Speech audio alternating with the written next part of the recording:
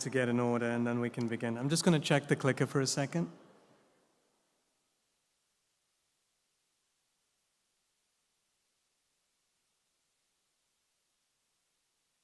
No?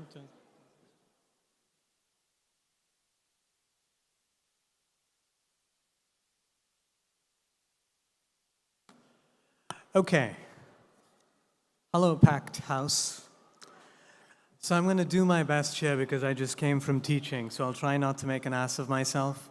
Thank you for coming. Salam. And thank you again. So here's what I'm going to try and do. Most of you do not know who I am, and that's okay. So I'm going to try and explain myself and ignore the photographers because I'm getting extremely intimidated. Over the course of the next half an hour, because if I speak for an hour, everyone's going to fall asleep, I will try and explain why I wrote what I did, where I come from, and why I value what I do. So I thought what I'd do is I'd basically show you photographs that are relevant to me, that are important to me, and the role that they played in my life as I was thinking about the act of writing. Right then, let's begin. This is me. Well, basically what you see is me way at the bottom, and that's me. I think I'm 6 or 7 years old, and for most of you, this photograph isn't relevant, isn't important, or may not be of any significance. And that's the way it should be because you don't know me, you don't know my family, and that's okay. However, let me talk to you about the history and context of why this photograph is relevant in my family. I grew up in Abu Dhabi. I spent my childhood here, my boyhood here, and I left when I was 20 years old. My family has been here or lived here for over 40 years, almost 45, and I found this photograph in January of this year in a little suitcase that my mother had sort of put away. And it's an album that I discovered that belonged to my grandmother. And the album was practically destroyed, but this is one of the photographs, and that's me. My mother has a copy very similar to this, but it's clear as day, and you can see everyone else who's participating in this photograph. Why is this relevant? Well, it may not be, but when I left home, which is Abu Dhabi, at the age of 20 and I left for the States, I got asked one question that you get often asked when you're away. Where are you from? It's a significant question that not all of us know how to answer, and I told them, well, I'm from Abu Dhabi. And most people didn't know what that meant, neither did I. But what happens when you're a little boy and you're raised in a place that you believe is home, you don't question anything at all. But then when you leave it, you try and remember. So over the course of the next 20 or 25 minutes, maybe I can offer some clarity. I'm going to try the clicker again, which is not cooperating. This is my mother. Oh, wait, hold on. Try again. Sorry. I'm getting a hang of this. We'll see how it goes. Let's begin here then. So this is my father, this is my mother.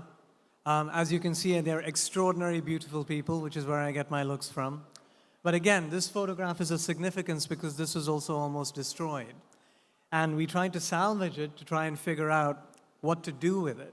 Because when my parents left last year, they couldn't find this one photograph, and we ended up finding it in an album that I had when I was in the States. So now it's been sort of restored. How is this relevant to the work that I wrote? I'll try and explain. So my book is called Temporary People. And for a long time in the interviews that I've been given, I've been asked often, what does that mean, this temporariness, this impermanence? Can you sort of clarify? Can you sort of explain? And what I thought I'd do is I'd read a passage from the book with a term that's relevant to anyone who speaks Malayalam here. And the term is called pravasi. I'm going to speak in Malayalam a little bit so you understand why it is important that you hear the language. Deepak. If you ask me for my name is Deepak.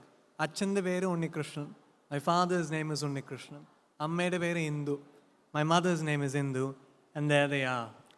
They are not extraordinary people.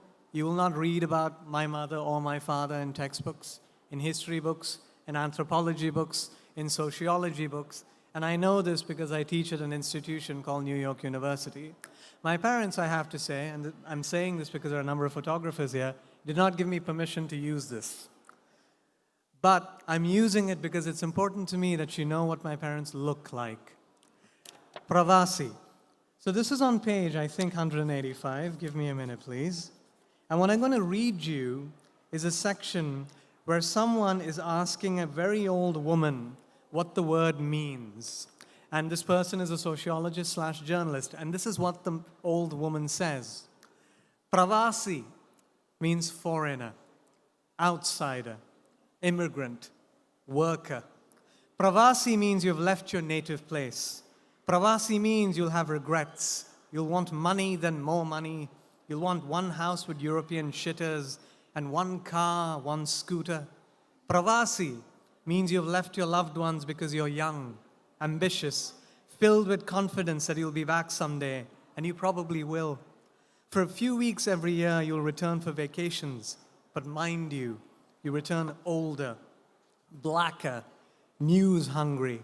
Before you've had time to adjust to power cuts and potholes, like they had in the old days when phones were luxuries or glued to walls, someone's going to tell you, so-and-so died.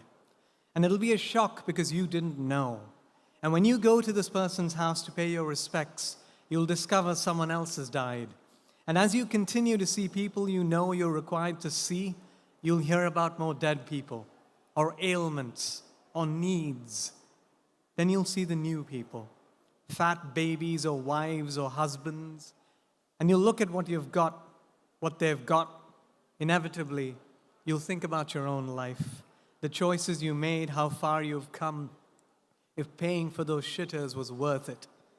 And by the time you've done the math in your head, everything you've missed, what's been gained, you'll come to realize what the word pravasi really means. Absence. That's what it means. Absence. When you write your book, address my Hari, which is the name of this woman's child, personally, and tell my beautiful, beautiful boy, tell my son, that's what it's always meant. Absence. If you ever read this book, and you really shouldn't if you don't want to, and if you come across this chapter, it's called Nalinakshi, and I'll explain the significance if this bloody thing works. My grandmother's name is Nalini B. Menon. She's to your left. My mother is Hindu. She's to her right. And there I am.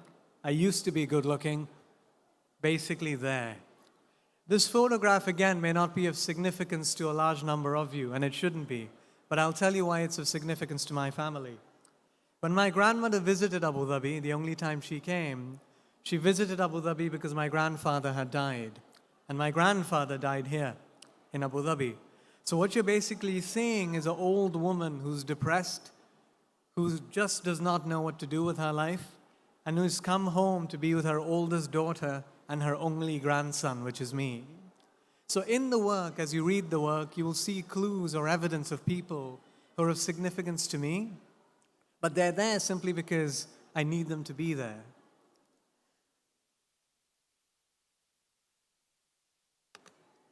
This photograph in my family is relevant. It's one of the only pictures taken where every member of my mother's family is present. My grandfather is to your left, next to my grandmother, and there I am, again, wonderfully gorgeous. And next to me is my father, my mother, my uncle, my aunt, and my other uncle. Every single person in this picture has set foot in the Gulf. Every single person in this picture has relevance in the Gulf. And every single person in this picture, except me, has left the Gulf. So when you ask me what the title of the work means, what temporary people really means, it means absence. It means that I have to try and contemplate what to tell people when they ask me about my family. And I have to basically try and figure out how to explain things when certain definitions do not make sense. I could call them pravasi, as all of them are, but that does not make sense to me. I could call them guest worker, as some of them were, but again, that does not make sense to me. I could never call them expat or expatriate, simply because when I was younger, that was a terminology that was given to people who had money. I come from a family without means, so I had to figure out a way to talk about my life, but at the same time to do it in fiction. And I didn't know how. I like images, and as you can see from this example here, I'm also a terrible illustrator.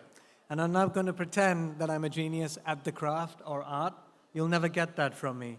But this is one of the first images that I was trying to think about or draw as I was writing the book, because my influences are plenty. Here's an example of that. അച്ഛൻ പേര് ചോദിച്ചാൽ ദീപക് ഞാൻ പറയാൻ പോണേ. പിന്നെ അച്ഛൻ നീ എന്താ ചെയ്യണ സ്റ്റേറ്റ്സിൽ എനിക്ക് എന്താ പറയേണ്ടതെന്ന് ഒരു പിടിയില്ല. You have no idea what I'm saying. But if you speak Malayalam, basically what I'm telling you is, my father asks me for my name, I tell him my name is Deepak. If my father asks me, what are you doing in the States? And I tell him, I'm not really sure. Why is the language important? The language is important because if you take Malayalam away from me, my parents cease to exist. If you take Malayalam away from me, my grandparents cease to exist.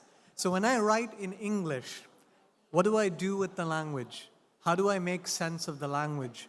I see a few people, I'm not going to single them out, wearing headphones. And this is being translated by someone way at the back who's in a booth, so it looks like he's Superman about to change into costume. But what's interesting here is I have no idea what is being said in Arabic. I'm just assuming everything that is said is relevant and right, and I'm grateful. Similarly, with Malayalam, if I cannot communicate with you, the reader of English, why the language is relevant, why it's important, then I haven't done my job. And that was important as I thought through the book. This is me again. As you can see, the reason why no one's attending this talk is because I like showing pictures of myself. This is me when I was, I think, 5. I'm in a bathtub.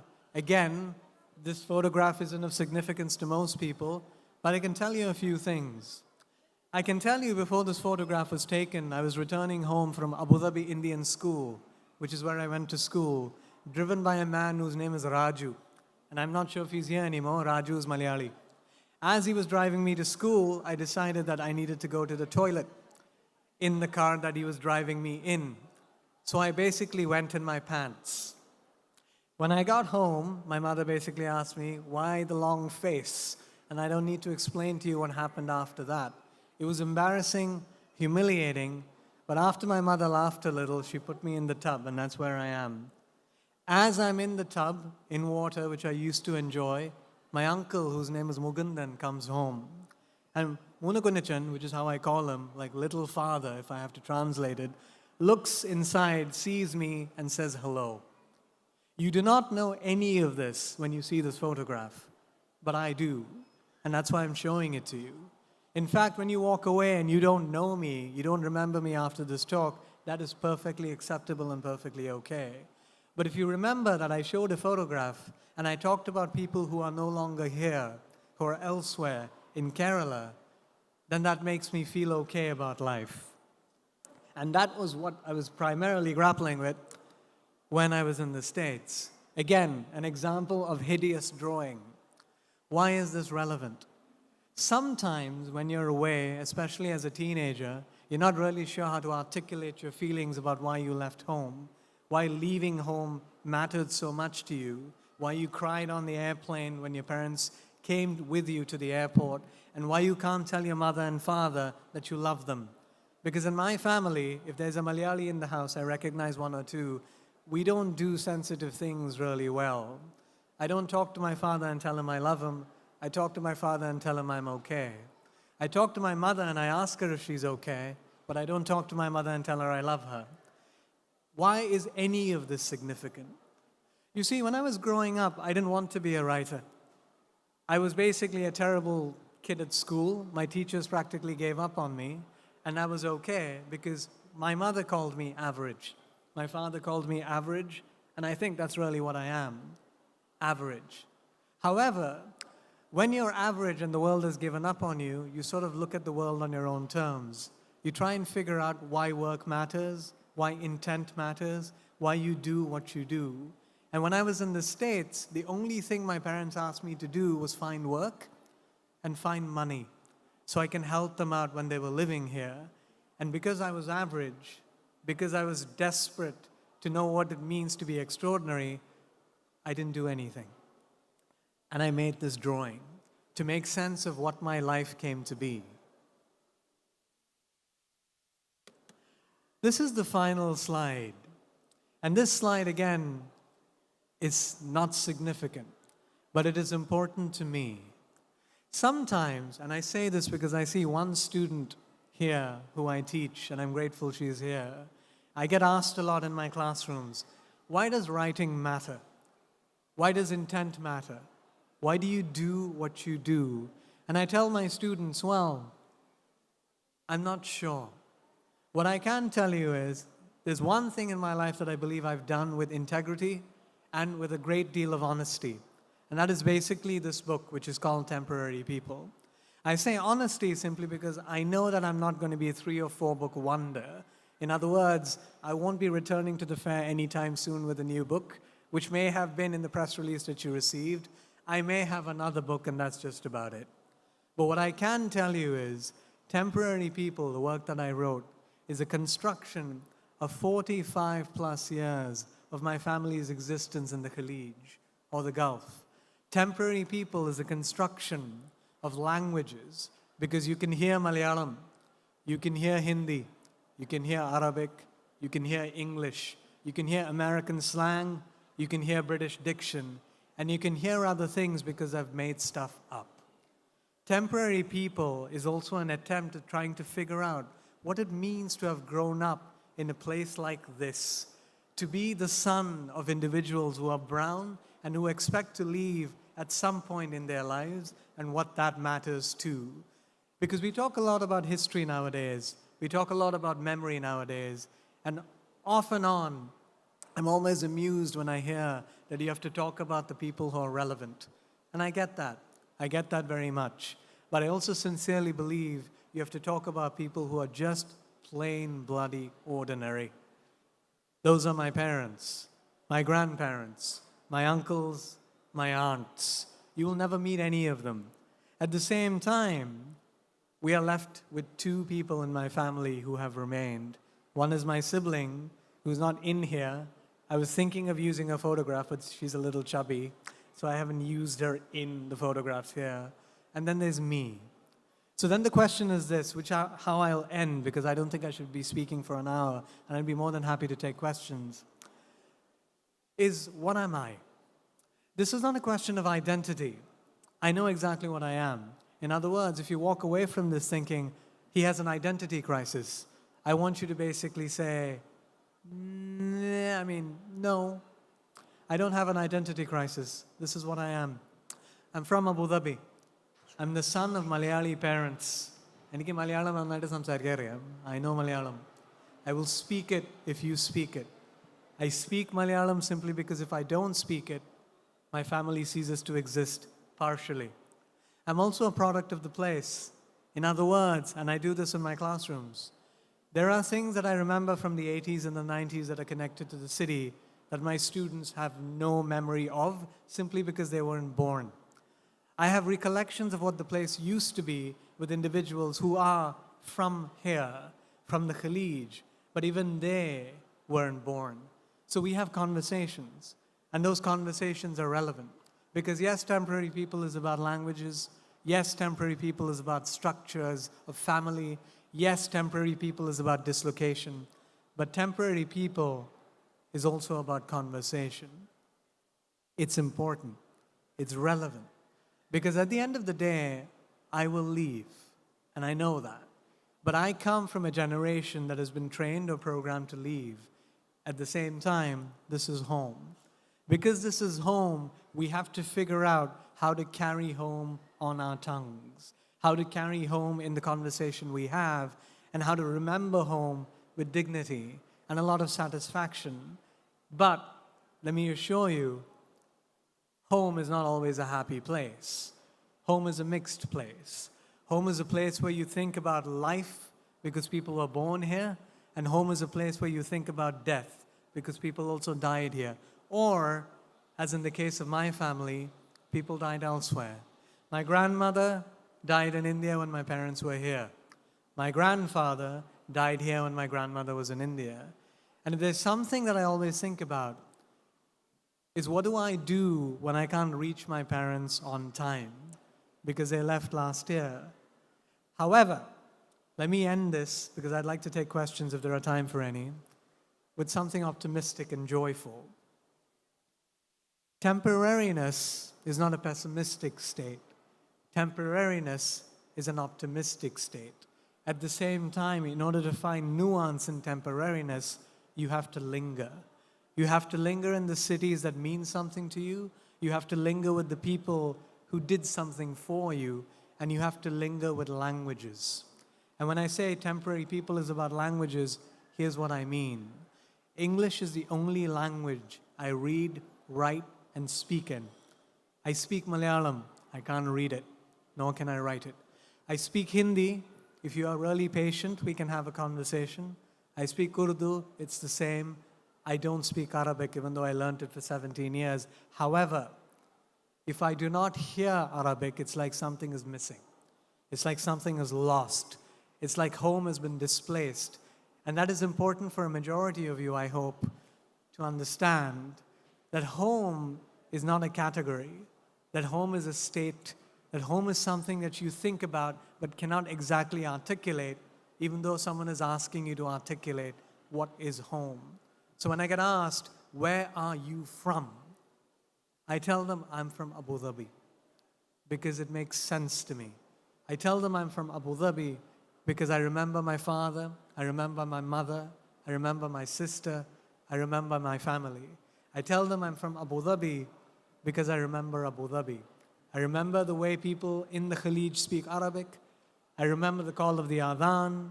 I remember my friends from high school. And I remember, most importantly, the people who left.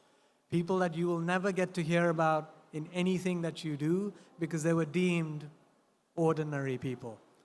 But I come from ordinary stock. I teach extraordinary kids because I teach at New York University. And sometimes I have to pinch myself because I don't come from stock that sort of hoped for that sort of pedigree. But here I am at the Abu Dhabi Book Fair talking about my parents. And the biggest irony is my parents are not here.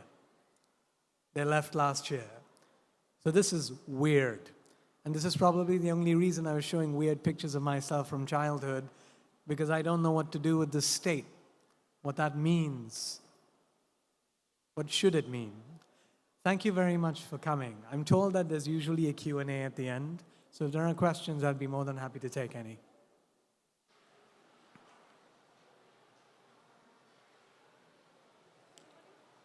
May I ask a question then, if nobody else wants to ask a question? Go ahead. When do you think you're going home then? Say that again, please. When do you think you're going home? So this is home number one. When are you going back to home number two? Is there a plan? Or are you just going to... See, that's an interesting question, because for me, what's happened is when I was younger, because our parents always told us you have to leave, home was basically a state where you just needed to depart. So you couldn't claim anything, because if you claimed something, that meant you loved something so much that you were afraid to lose it. So for me, home, honestly, is where I'm at. And I don't say that because, I want to sound artsy-fartsy, or because I think I'm a global citizen, which is something that my institution talks about a lot. I'm not a global citizen. I'm not a world citizen. I'm an Indian passport holder who's never lived in India. And I've had parents who raised me in the Gulf who programmed me to believe that we'll eventually return to India. But I lived in the States for 15 or 16 years. So what I end up doing is I end up taking what I can. So in Abu Dhabi, I take memory. So that's why I talk about the city the way I do, and that's why I write about the city. In Kerala, I don't talk about it as much, but I speak Malayalam. And Malayalam is important. So that's how I take India. In the States, my references, pop culture references, come from the States. Then there's also the BBC, because I went to an Indian school and we would talk, basically to talk like this. I don't remember what I used to sound like, but it was probably, I don't know, better or worse. All of that is connected to home. So even when you ask me, this is home number one, when do you go home? Or when you're about to go home, my answer to you is, I'm not sure, because I think I am home. But I'm home now because family is here. When we leave, family will be there. And that's okay. It's bittersweet, and I think there's something interesting about the bittersweetness of it all. And you can't package it. which is why I'm rambling. And because I teach for a living, that's usually what happens, so forgive me. Hi Deepak. I Hi. just want to ask that how the city Abu Dhabi and its people have changed over the years from what you remember when you were a child and now. Thank you. So when I shave now, when the stubble returns, it's very gray. So what that means is the people I grew up with are no longer children, they're older. We're not middle-aged, we're not old men, but we're not young anymore. I look at places where there used to be shops, or what we in Malayalam used to call kada, and I'd look for the kadakaran, which is the shopkeeper, and the faces have changed. So there's that too. Then, people have left, but some have remained, and I have friends who have kids now, who look at me and call me uncle, and I'm not sure exactly what to do with that, because you realize then that you have grown older. But the city has also evolved in multiple ways geographically. I teach at New York University, which is on Saadiyat. And Saadiyat, I'm not saying it didn't exist, but didn't exist like it did now. And I have students who've never been to the city that I knew. They don't go to Hamdan Street because they think it's shady, which is funny to me. That's where I grew up, right? But I think what's happened is I've become my father. When I was younger, and you all may have had these experiences when you were younger, you'd have your grandmother or grandfather walking you somewhere and pointing to something random like a tree, or a bird or a statue and say, you see, when I was your age, and then they'll give you this tall tale about how they made so many sacrifices. I do that with my students. So I tell them, you see, when I was 10 years old, shawarma used to cost 3 dirhams 50 fils. It does not cost that anymore. So what that means is, everything is supposed to evolve. What you do with the evolution of cities and people, that's where the trick comes in. And that's what I guess life is supposed to be. Tough.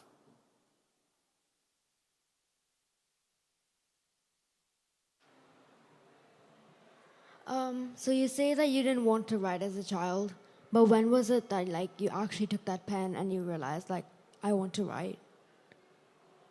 Your father didn't make you ask this question, did he? Okay, so this is for you then. This is between you and me. So even though this is recorded, pretend like it's just you and me. I always wanted to read. Reading is more important to me than writing. If you told me today that, you won't write another book, I'd be okay with that. But if you told me today that you would not have access to any book from tomorrow onwards, that would break my heart. At the same time, how old are you? Okay, so you're at the right old age of 12. When I was 12, I wanted to play football everywhere. I didn't want to go to school or study. Football is all that mattered, but I read all the time. And then I had a moment when I went to Kerala, because I had my muttashi. And you know what muttashi means. For those who do not know that, it's great-grandmother. And my great-grandmother would tell me stories of the Ramayana, or Ramayana, like we say it, in Malayalam, orally. And I'd listen to that and go, I wish I could do that. As I grew older, I realized that I was very shy. I'm terrible at crowds, so it's quite ironic that I teach for a living, because I perform every day. I just pretend like I know what I'm doing and my students buy it, because the power dynamics are very different. I'm sure you have teachers you hate, right? But you don't tell them that. Yeah, okay, see, we understand each other. When I left school, for the first time in my life, I could think for myself. My achan didn't tell me what to do. My amma didn't tell me what to do, even though they've been telling me what to do all my life. And I could make my own mistakes. And I realized that I wanted to leave something behind for my parents, for myself, that made sense to me. I knew I wanted to write because I had something to write about. I thought, at least. And I also knew I wanted to write because, and this is between you and me, no one else is going to know this, I got very jealous of people who are successful, especially writers. And I read books and I thought, I can do better than that. I can write better than that. So remember this, and this is the most important piece of advice I can give you. No matter what people tell you, if you feel you should write, write. They don't know what they're talking about. My book got rejected by over 30 publishers. And now, because it's award-winning, I get invited to all of these festivals to talk about it. But when it was not award-winning, nobody wanted to talk to me. That's okay. Write because it matters to you. And after this conversation, we can really talk because it's not the same. Yeah? Okay.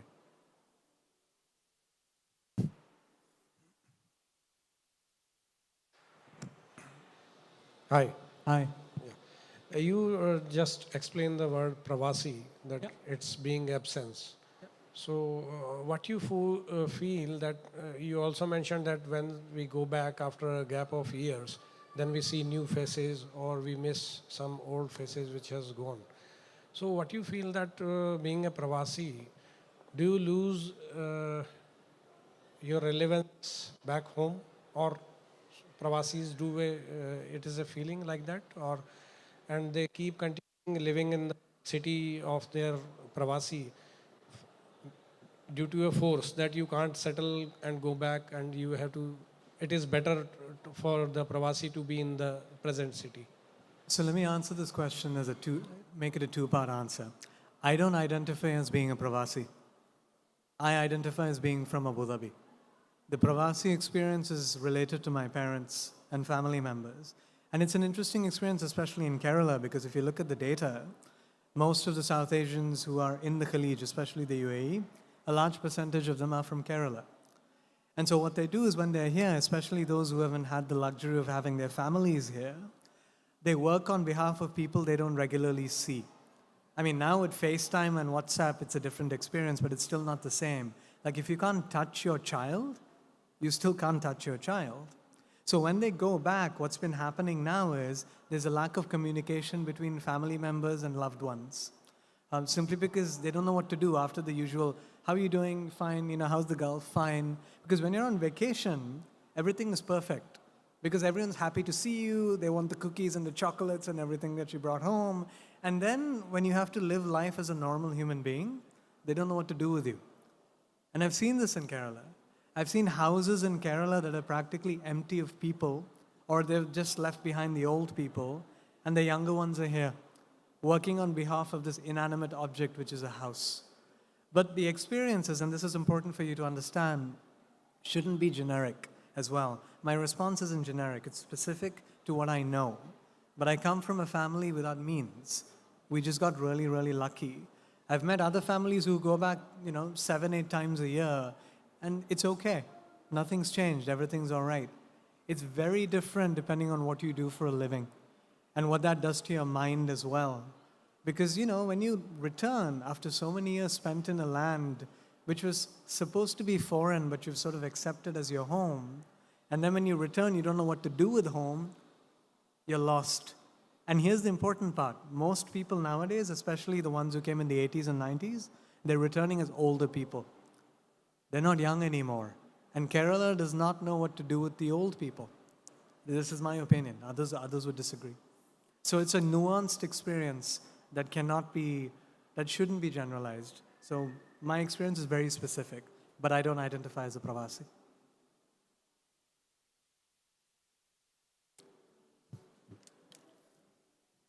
If no one else has a question, we could end this early so you could get your drinks and whatever else it is that you need. I won't be offended.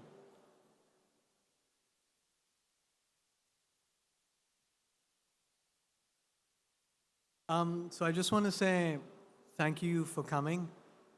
Thank you for paying attention.